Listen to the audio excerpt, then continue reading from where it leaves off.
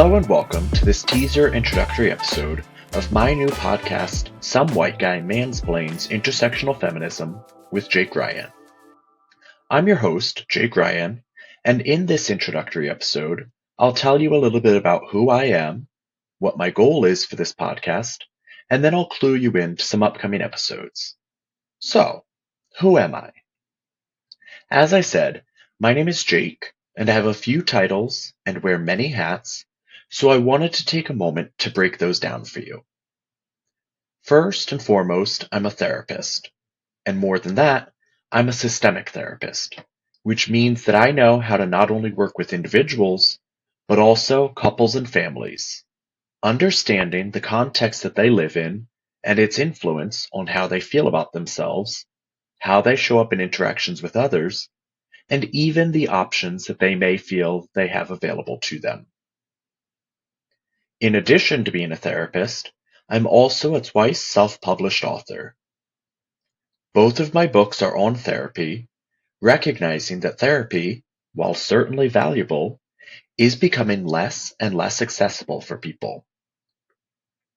I wanted to give individuals the tools to shift their perspective, to make the changes they want to make in life, and figure out how to become most aligned with who they are meant to be.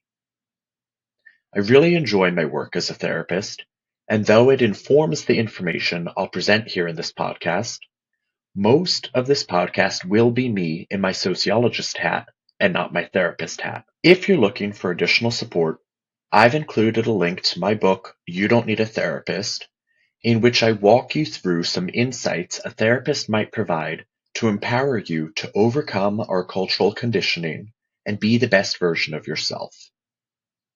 These two projects, the book and the podcast, go hand in hand, but you can certainly still learn plenty from just one or the other. Like I said, I'm also a sociologist, which means I attend to the beliefs, attitudes, and behaviors of certain groups in society, and will consistently draw your attention to how people's beliefs, attitudes, and behaviors are shaped by their belonging to different groups. Someone's multiple identities influence how they experience the world and the options they may feel they have available to them. As we move into some of the other episodes of this series, the sociological aspects will definitely be taking center stage because there are certain societal ideas about what types of people are allowed to do what and what is off limits for other types of people as dictated by the systems of oppression we live under. Now, beyond my credentials, licenses, and titles, I'm also a lover, a fighter, an observer, a questioner, and a person who really just wants to see everyone win. As you know, things are really hard right now, but I enjoy educating people, and I believe that education is empowerment. In helping people to recognize some of the forces that are acting on us in our lives, hopefully, you'll be able to feel that you have different choices available to you and to be able to step away from some of the harmful conditioning that we've been taught to internalize as we really work towards making the world a kinder, closer, and more caring place. On that note, I now want to address my goals for this podcast. Our differences matter, but we've been taught to give them too much focus, and it's making us feel scared and disconnected. Underneath whatever you look like, we are all people who want to be loved. We want to have purpose. We want to do the things that matter to us. And then, of course, there's all the stuff that comes with how we show up in the world, how we look to others, and what others might think about us based on how we appear. Again, this is going to be something we'll cover in some of the episodes of this podcast. I never want to negate the importance of these differences, but I want to be clear that they matter because we've made them matter. There are real, material, lived impacts of being a person of color, or being trans, or being a woman, all of which are experiences I can seek to understand and empathize with, but in this lifetime, I will never have their lived experience. It's important for us to learn to hear others' experiences without defensiveness, without talking over them, or dictating what we think their experience is or should be. Really being able to appreciate these differences, not simply look past them, is a very important part, in my opinion, of the way forward for all of us. So then, who is this podcast for?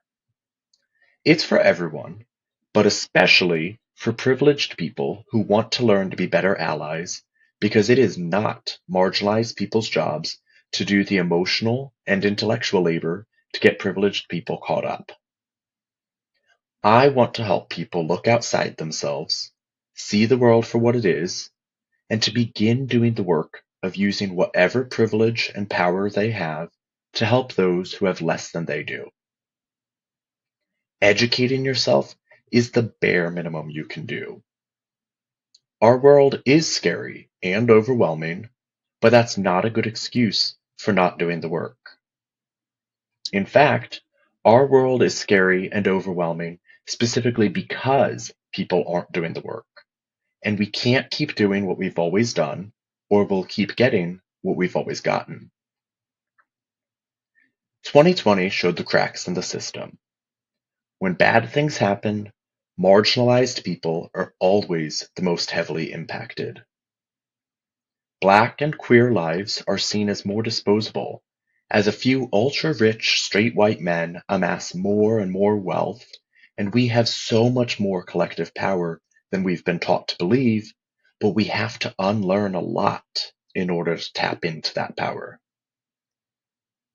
Lastly, before getting into a preview of some of the episodes in this series, I wanted to define a few terms, some of which came up in the title of this podcast.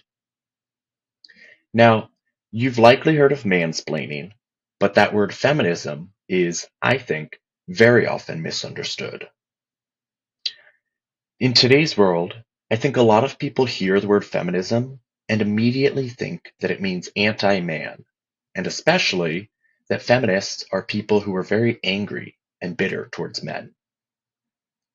I kind of think feminism isn't the best name for what it really is, because while feminist theory and feminist scholars and advocates have often used feminism to advance the rights and equality of women, it is not specific to women.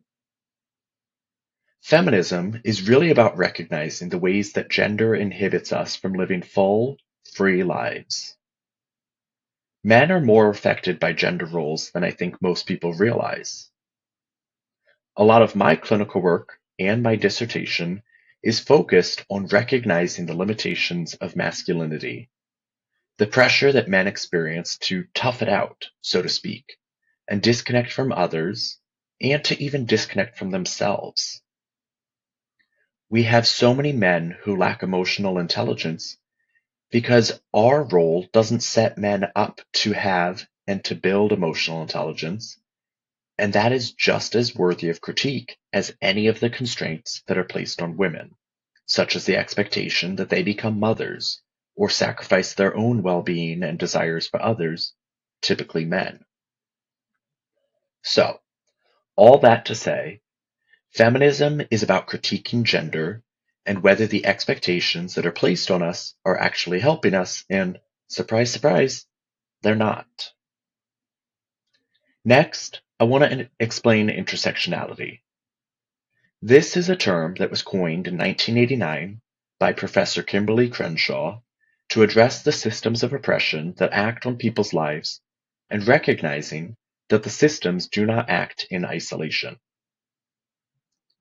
Professor Crenshaw is a Black woman, and so she recognizes that she experiences not only racism on account of her skin color, and not just misogyny on account of her gender identity, but she experiences both at the same time. There's also, as we'll see in an upcoming episode, a term used to describe the intersection of racism and misogyny, misogynoir, because they can't be parsed out. You can't look at a person and attribute their challenges simply to one form of oppression or one aspect of their identity because we experience all parts of our identity in tandem. So then, recognize that intersectionality is about understanding the multiple aspects of our identity and how they influence how we move through the world. Intersectional feminism, then, is ultimately about noticing that all forms of discrimination people experience are intertwined. They're interlocking. They're really one and the same.